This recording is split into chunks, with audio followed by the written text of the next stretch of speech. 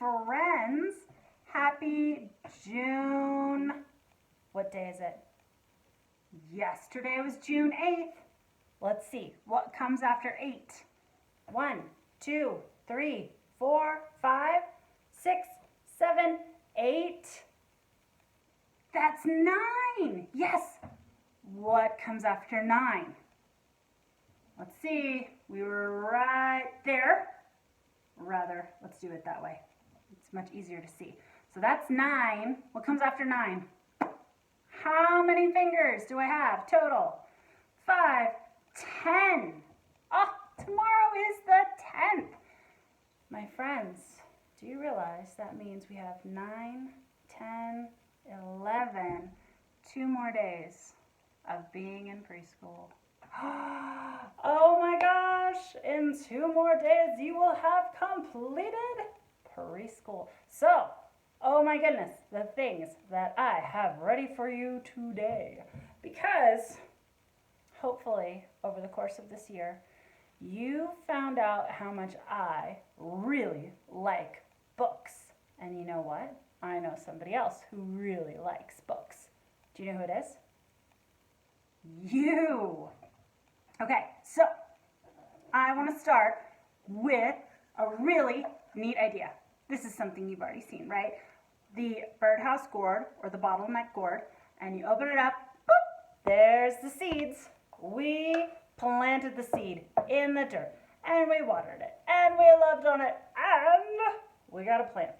And I'm not entirely sure, but look at that spot right there. It's getting a little bit wide. I'm wondering if we might not be getting a bloom soon. I'm not sure, but I'll tell you what, I am going to observe it, and I am going to see what happens. So, on that line of reasoning, my friends, we're going to read Plant a Kiss. Plant a kiss? Oh, we planted a seed, and that got us a plant. What happens if you plant a kiss? We need to know. Okay, so this is by Amy Krause Rosenthal, and it's illustrated. The person who did the drawings is Peter H. Reynolds. And I want you to see this lovely young lady is walking around with a bowl and all of this sparkly, yellow, magical goodness. I don't know. What could it be? I need to know. Plant a kiss. Okay, this is a fast book. So are you ready? Okay. Oops, I might need to get you closer. Tell you what, it's going to be a little bit bumpy. Okay, folks, now you're closer. It goes like this. There's a girl, shovel, watering can. Little Miss planted a kiss. This is a rhyming book. Little Miss, kiss, planted a kiss, planted a kiss. Sunshine, water, greet, repeat. What is greeting? Is that when you say hello to something? Yes. Wait and wait. Oh, it's getting late. Doubt, pout. Show me your pout. Yeah, good pout. Sprout. Oh, look at this. Look what's coming out of the ground. What? Shout. Shout. I'd be excited too if I planted a kiss and saw that coming out of the ground. Gather about. Oh, this magical sprout is gathering all her friends and wow, how, what now? Stare and stare. Oh my, look at that. I'll share, she declared. Don't you dare. It's far too rare. It'll go bare. So she wants to share it. And what are her friends saying? Don't do it. Don't share it because there's not enough. She didn't care. Oh, she's gathering it up. That's what's in the bowl. From there to everywhere. To and fro. High and low. Sharing it with everyone. Rain or snow. With a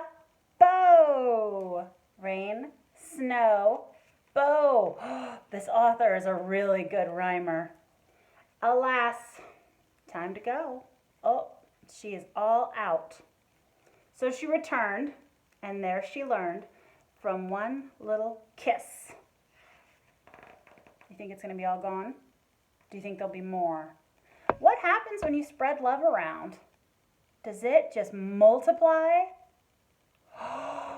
Whoa! Endless bliss. Look at that. Oh my goodness. Yep. Love is not finite. That means there's not just a little bit. If you spread love around, it just keeps growing and growing and growing. So I loved that book, and I wanted to share that with you. Okay, next, I thought we could, with that thought in mind, take a travel around the globe. So you remember where we're at, right? Are we on the bottom half or the top half? Top half. Yes, we're in the northern hemisphere. In fact, ooh, we're getting closer to home. There we are. Pacific Ocean. There is South America, because look at that. It's below this line right here, the equator.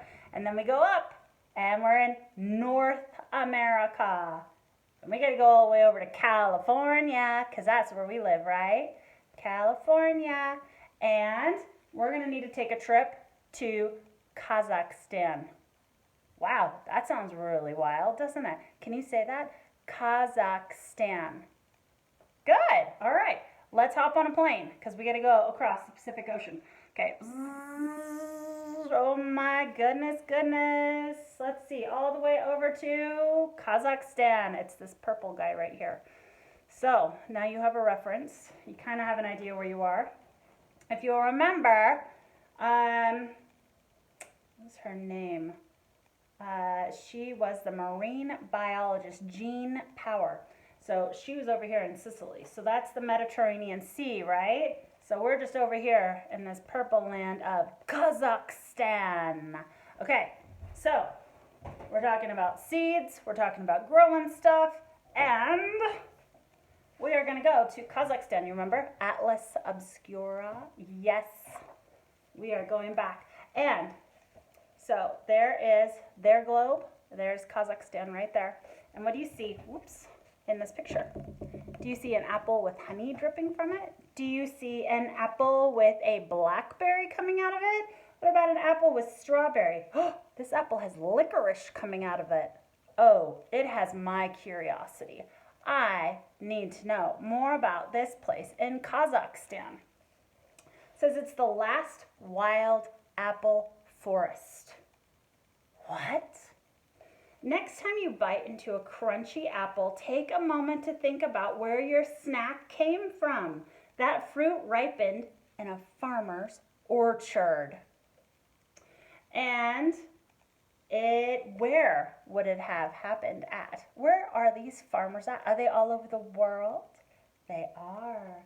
These days, apples grow all over the world, from Brazil to Poland to Japan. But some of the key ancestors of all apple trees came from a very special place, the mountains around Almaty, the largest city in Kazakhstan, and the fatherland of apples. Hey, here you can still find wild apple forests growing in patches among the hills. The trees grow wild and tangled, and their fruit comes in all sorts of sizes, in all kinds of colors, and even the flavors. And it varies from honey all the way to licorice. Many of these forests have been cut down to make room for farms and homes, but scientists and apple lovers are working hard to protect the remaining trees. Their precious seeds can help us develop better and tastier apples. Can you imagine biting into an apple that tasted like honey, or like a blackberry, or like a strawberry, or even like black licorice? Whoa, that would be a lot of fun. Maybe someday you will go to Kazakhstan and find this wild apple forest, and you can go apple tasting. Wow, that would be incredible. All right, next thing that I've got, for you is, how many of you go camping? Okay, even if you don't go camping, how many of you go take hikes? Even if you don't take hikes, how many of you go walking? Even if you don't go walking, how many of you look out your window and check out the birds? Oh my gosh. Okay, so hopefully you raised your hand at least once, maybe twice, maybe 3 times, maybe 4 times. And what do you see out your window? There's lots of things. And we see birds occasionally, don't we? And we get to hear them too. So while I was camping over Memorial Weekend, I heard the strangest bird, and I needed to share this with you. So this bird has a really neat call, and for some reason, it sounds like this. Okay, I'll do it again.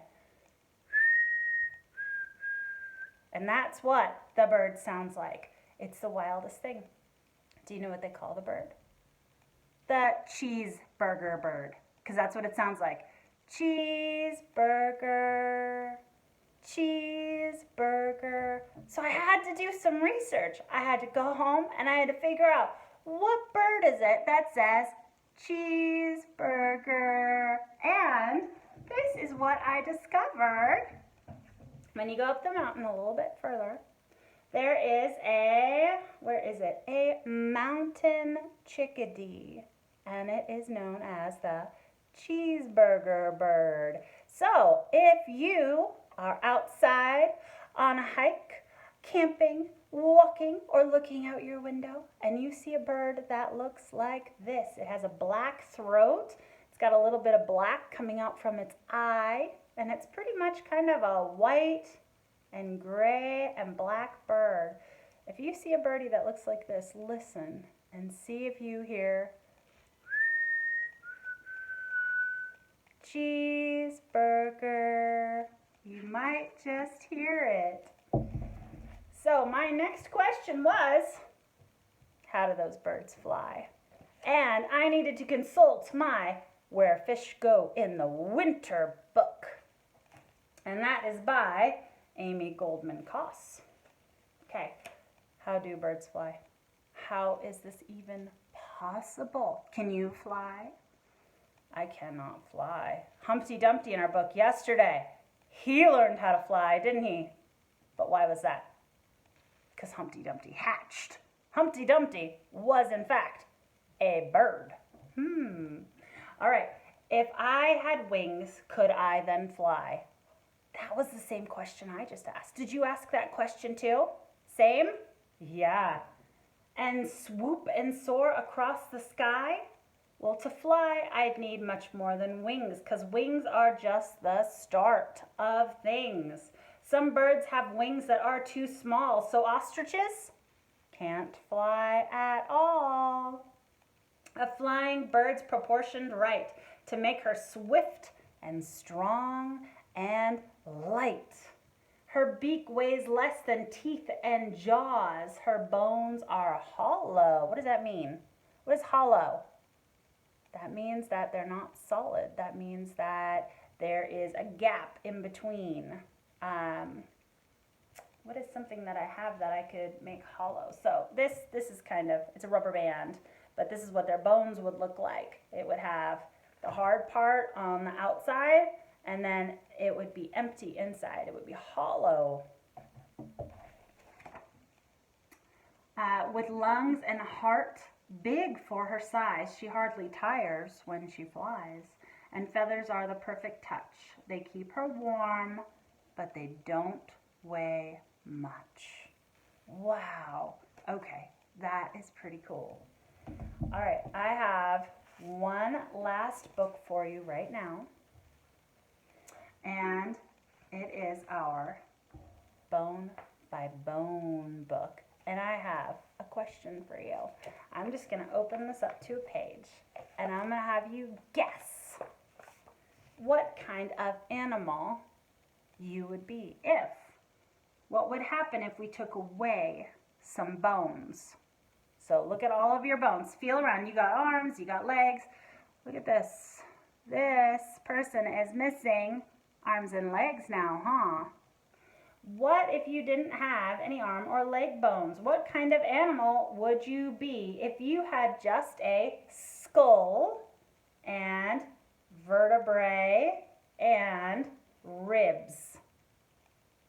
Think about it. What would you be if you had a skull?